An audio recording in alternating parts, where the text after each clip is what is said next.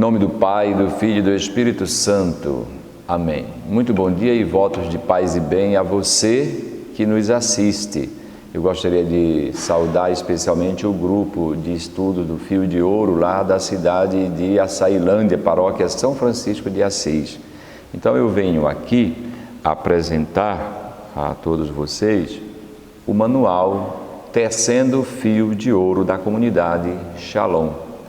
Então eu faço uma apresentação e queira Deus, nas oportunidades seguintes nós iremos fazer estudos sobre os conteúdos presentes neste manual. Muito bem, então o manual Fio de Ouro, a primeira coisa que eu digo é um manual de formação humana e formação espiritual. Então, quer formar o ser humano, né? E depois formar o espírito.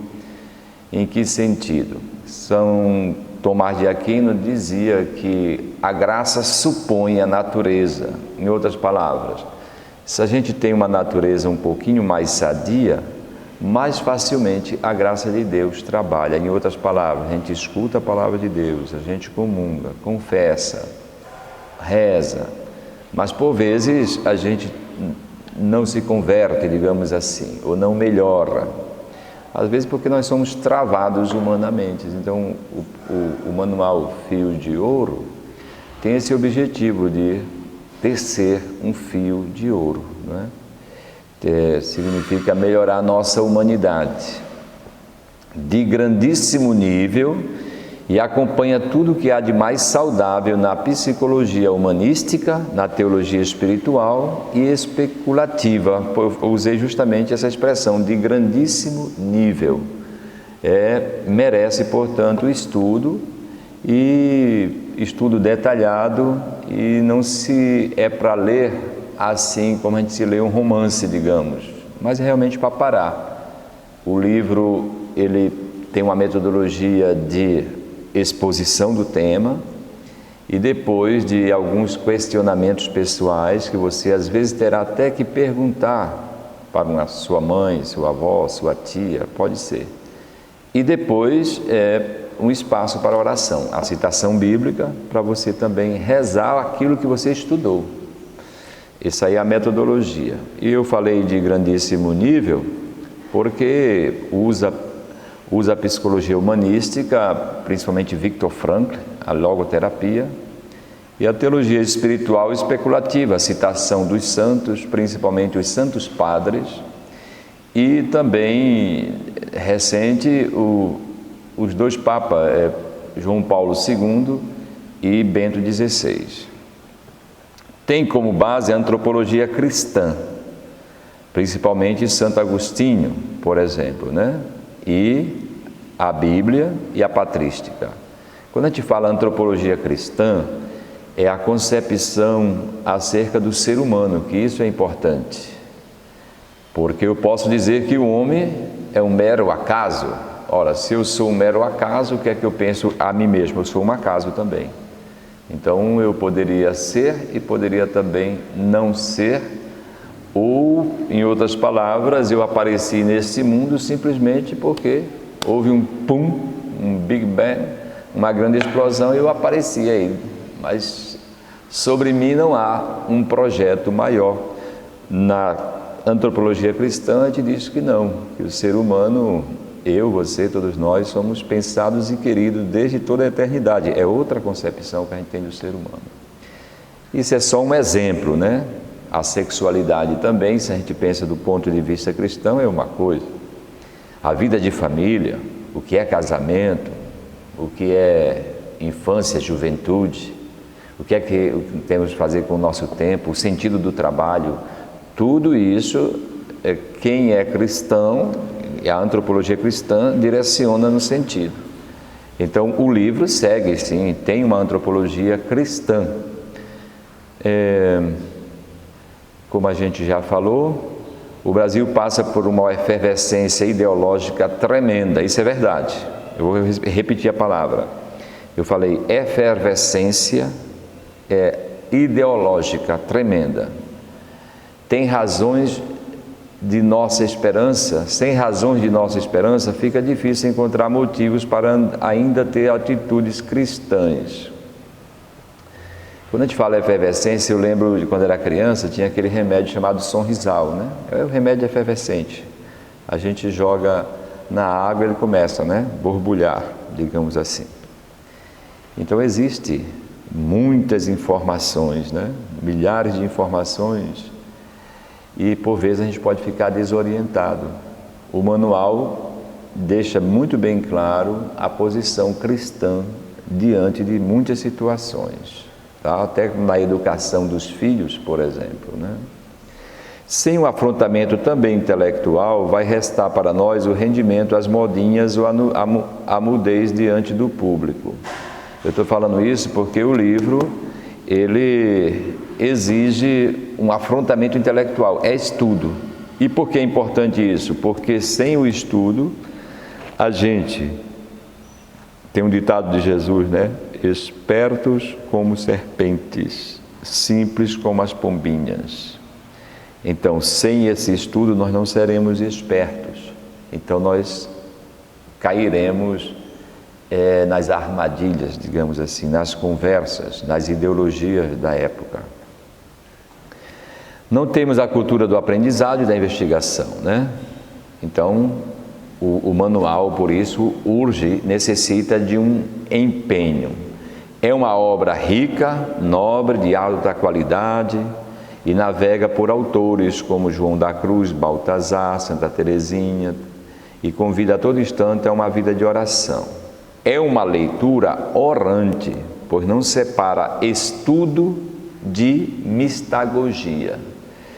Portanto, não é só um estudo frio, mas um estudo de mistagogia. Mistagogia significa introdução ao mistério. Ao mesmo tempo que você vai estudando, você vai meditando, ao mesmo tempo que vai meditando, vai ouvindo a palavra e vai rezando e contemplando, entrando no mistério da sua vida e no mistério de Deus.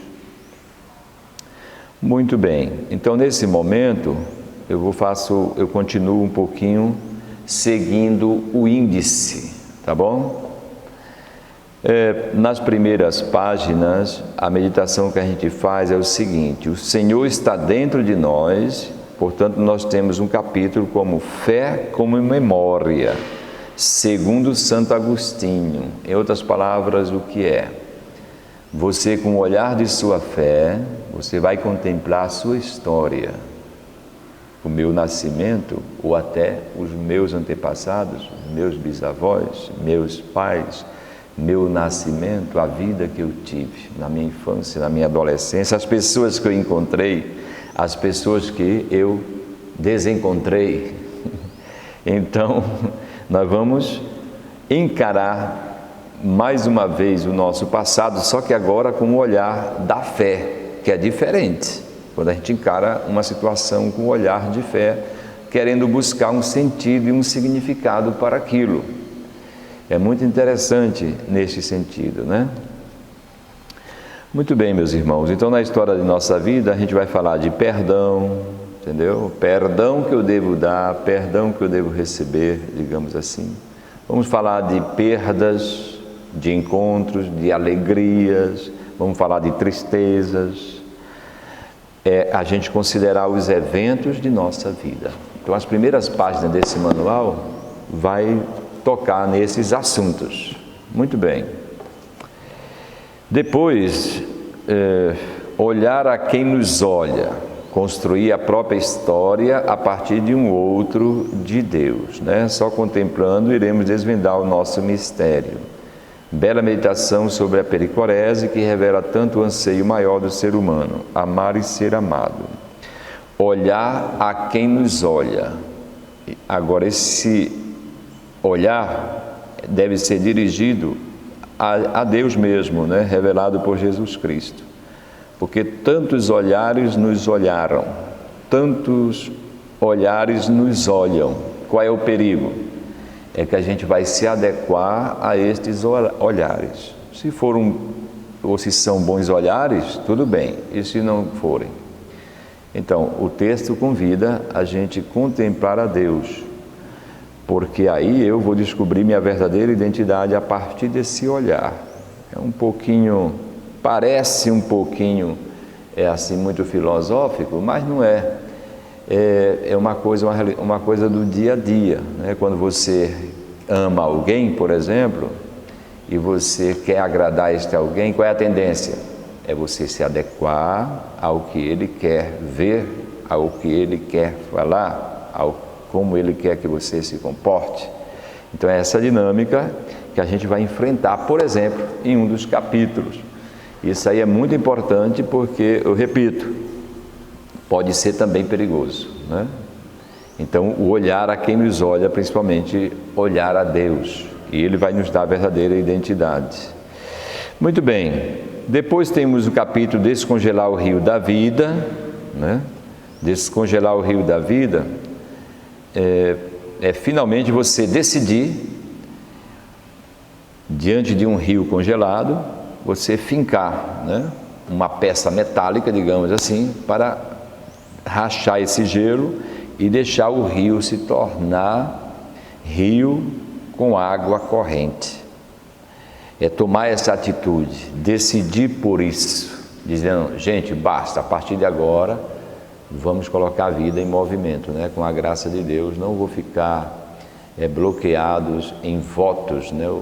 Tem pessoas que falam de votos, eu fiz um voto de nunca mais falar com aquela pessoa, eu fiz um voto de nunca mais confiar em ninguém. Esses são votos perigosos, e tem outros votos piores do que esse, né? Então, é a decisão de não ficar bloqueado na vida. Depois, nós já falamos dos nossos antepassados, né? O objetivo disso, considerar nossos pais, nossa herança, nossa família, nossos avós, não ter vergonha do nosso passado, né? Às vezes a gente pode ter vergonha da infância que teve, dos pais que tivemos, pode acontecer isso, né? Por um motivo ou outro. Bom, o que é importante nisso? É que a gente tenha a vida em nossas mãos no bom sentido. Em outras palavras, você se tornar uma pessoa livre e poder dialogar ou conversar sobre essas realidades, né? Não ficar complexado, como a gente diz, né? E o perigo de você ser complexado em relação ao seu passado, quase sempre o perigo é você se tornar um pouco ridículo, no sentido de você vai querer aparecer aquilo que você não é. Não tem serenidade, não tem paz com a sua história de vida. Então, esse capítulo vai fazer assim: amar minha herança, amar minha história, né? Amar minha cultura também, ter a vida um pouquinho em mãos, né? De ter serenidade e não ser assustado ou complexado por situações do passado. Ah, minha mãe era pobre, o meu pai era pobre. Essas situações às vezes levam a pessoa a esconder o seu próprio passado, né? Então nos orienta a verificar como Deus se fez e se faz presente no tecido da vida. Então nós temos aqui um discurso sobre a providência divina, a fim de louvar e não murmurar a vida que nos caiu em sorte. Tá bom? Então, Romanos 8, tudo concorre para o bem daqueles que amam a Deus. Então, esse olhar de fé é um olhar de providência, não ficar murmurando a vida. Mas, aquilo que me caiu em sorte, vamos dizer assim, não é aquilo, a realidade da vida, que acontece isso, acontece aquilo, aparece uma pessoa na nossa vida, uma pessoa some da nossa vida, digamos assim, e a gente descobre Deus construindo. Se a gente tem um olhar de fé, a gente pode pegar uma lição de vida e isso pode me servir de crescimento. Muito bem, alguém pode dizer, padre, isso é difícil, mas o texto vai querer nos levar a esta liberdade da gente não ser prisioneiro de muitas situações, né? Então, uma relação madura com o passado, né? Então nós somos chamados a reabrir processos. Reabrir processos. É igual no sistema judiciário, né? O processo foi concluído. Não, vamos reabrir esse processo. Isso é muito relacionado com mágoas, né? Essa pessoa me magoou muito. Tá bom, o processo foi fechado, ele é culpado. Vamos reabrir o processo? Talvez a gente possa ver do outro ponto de vista. Modificar sentenças, né? Reabrir processos para modificar as sentenças. As sentenças você pode dar sobre você mesmo, né? Você pode dizer, realmente eu não valho. Por exemplo, realmente aquilo ali não presta. Realmente eu não sirvo para nada. São sentenças terríveis, né? São veredictos. É quando o juiz bate o martelo. Está definido, é assim a questão. A condenação foi feita, ou a absolvição, mas é sempre a palavra final. Então a gente deve ter cuidado com essa palavra final que nós demos sobre nós. Então o manual também quer afrontar esta situação.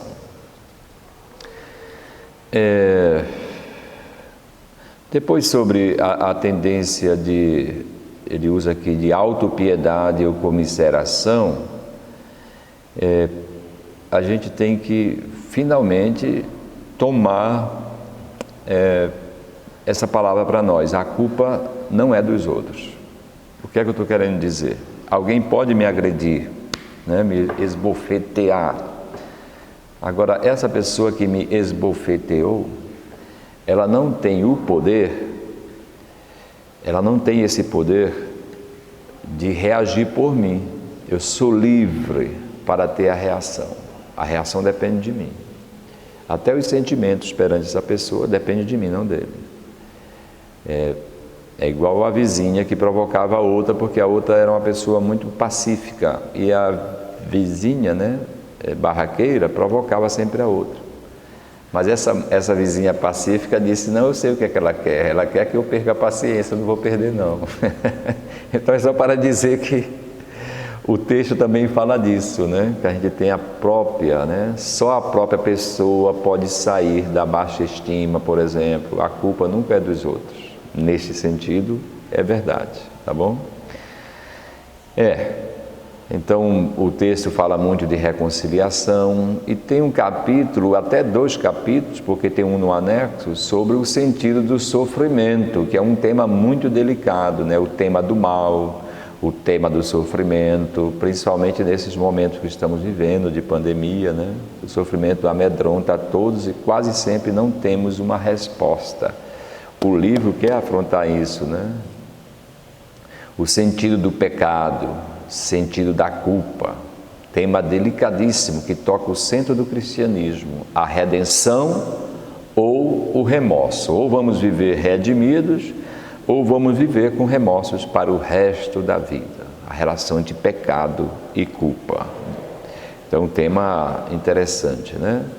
Depois, sobre o tema das necessidades, por exemplo, de amar, necessidade de ter amizade, né? Então, o tema, ele distingue entre necessidades, limites e fragilidades também. Necessidade é uma coisa saudável, não é pecado, né? Aí eu dou exemplo, necessidade de amar, de amizade, de família, tá bom. Mas nós temos limites, devemos reconhecer também, limites de idade, que a gente às vezes não quer aceitar, mas existe, a gente fazer as pazes com os nossos limites. Não são frutos do pecado os limites, é próprio da natureza, de idade, capacidades, né? Alguém tem uma inteligência mais abstrata, o outro tem a inteligência mais matemática, outro tem a inteligência ligado mais à área da literatura, por exemplo, outro uma inteligência mais prática. E tem aquela outro tipo de inteligência que é muito típica dos bons jogadores, né? Não estou lembrando agora. Mas para dizer que nós temos capacidades e nós temos, além de capacidades, nós temos nossos limites também e até fraqueza, né? Então o manual indica como ordenar tudo isso para passar a amar mais. Eu vou repetir. O manual indica como ordenar tudo isso, nossas necessidades, limites e fraquezas, para que nós possamos amar e amar mais. Não são realidades que impedem o amor. Bem resolvidos geram tolerância, caridade e misericórdia. Bem resolvidos, resolvido o que, Padre? Nossas necessidades, nossos limites, nossas fraquezas geram tolerância, porque você, se pacificando com o seu limite e reconhecendo o seu limite, aí você também reconhece quando o outro manifestar o seu limite, a sua fraqueza ou a sua necessidade. Ah, sim, é verdade, nós temos isso, né? Caridade e misericórdia, portanto. Então, dando continuidade à apresentação, nós temos um tema também muito especial, principalmente em nossos tempos, se chama a identidade. Aqui o manual afronta o tema da sexualidade e o discernimento do estado de vida. Capítulo belíssimo, pois liga a sexualidade à minha identidade masculina ou feminina, e dentro dessa realidade se inscreve o meu estado de vida. Então é isso. O manual, quando vai falar de sexualidade, não fala no tema, por exemplo, da afetividade, mas no tema da identidade. Isso é interessante. Portanto, ligado a isso, discernimento do estado de vida. Muito bem. Quando a gente fala de sexualidade e identidade, é dizendo que o meu ser masculino, por exemplo, é um dom que eu recebi de Deus, mas também me é uma tarefa. Me é uma tarefa também. Então eu devo me educar também nesse sentido. É uma coisa interessante, né? Não é dado por descontado. O menino nasceu homem, pronto, é menino. Não, ele vai também aceitar esse dom que ele recebeu de Deus, de ser masculino, e desenvolver bem a sua masculinidade, porque está em jogo a sua identidade. Quem eu sou, não é isso? E a identidade tem muito a ver também com o estado de vida, porque é com o meu chamado, e Deus vai me chamar para. Por exemplo, Deus me chama para ser um pai de família. É um dom? Mas é uma tarefa, porque eu posso ser um pai relaxado também, ou eu posso ser um pai que reage bem às solicitações desse filho, dessa filha que me nasce. Sou esposo, é um dom, fui chamado ao matrimônio, mas também é uma tarefa. Eu também tenho que dar o meu sim e corresponder bem como homem, como esposo. Muito bem, meus irmãos. Então, há o perigo de falsa identificação, pois posso me identificar com minha inteligência, com meu corpo, com meu sucesso, com meus afazeres, esquecendo o meu ser, meu único motivo pelo qual fui criado. Bom, o que é que ela está dizendo? Eu digo ela porque, na verdade, são elas. São duas autoras, né? Tem a doutora Emir Nogueira, que é teóloga, e tem a doutora Silva Lemos, que é psicóloga. Acredito que as duas sejam cearenses, porque o manual foi produzido no Ceará pela comunidade Shalom, que nasceu no Ceará, na cidade de Fortaleza. Então, nós corremos sim o perigo de me identificar, de nos identificarmos com minha inteligência. Eu sou uma pessoa inteligente, pronto, eu sou inteligente. E é só isso. E no dia que falhar a minha inteligência, aí eu vou ser o quê? Ou quando aparecer outro mais inteligente que eu. Entendeu? Aí eu vou brigar, não é? Posso me identificar com o meu corpo? Posso. Mas isso é também se nivelar muito, vamos usar essa palavra por baixo mesmo, né? Porque você vai se tornar uma pessoa, eu acho, um pouco ou muito superficial. Faz bem cuidar do nosso corpo, mas eu não vou me identificar com o meu corpo. Eu sou mais do que o meu corpo, ou sou com o meu corpo. Mas por que ela está dizendo que é perigoso isso? Primeiro, porque não é uma verdade, né? Nós temos a realidade espiritual nossa realidade psicológica também. Segundo, porque o meu corpo vai envelhecer. Aí eu vou me sentir o quê? Eu vou me sentir um velho? Eu me sentir um velho? Não, o meu corpo está envelhecido, digamos, mas eu não sou um velho, no sentido que não tenho mais esperança, no sentido que não tenho jovialidade, no sentido que eu não tenho vitalidade, isso não. Mas é perigoso a gente se identificar, portanto, com o corpo. Identificar-se com o sucesso é perigoso também? É, porque um dia alguém vai ter mais sucesso que você. Aí você vai sentir o quê? Depois, então a gente tem que se identificar, ela diz, com o meu ser, meu único ser, a minha unicidade, aquilo que a gente diz, né? Cada um de nós é um projeto divino, cada um de nós tem seu próprio nome, cada um de nós é único. Então, o motivo pelo qual eu fui criado, a minha vocação, meu chamado, isso é único. E este é o motivo maior para a minha identidade. Eu começar a me identificar cada vez mais com aquele motivo pelo qual fui criado, pelo nome pelo qual eu fui chamado por Deus. Aí isso aí é outra coisa, né? Muito bem. Corporeidade, a gente fala da corporeidade.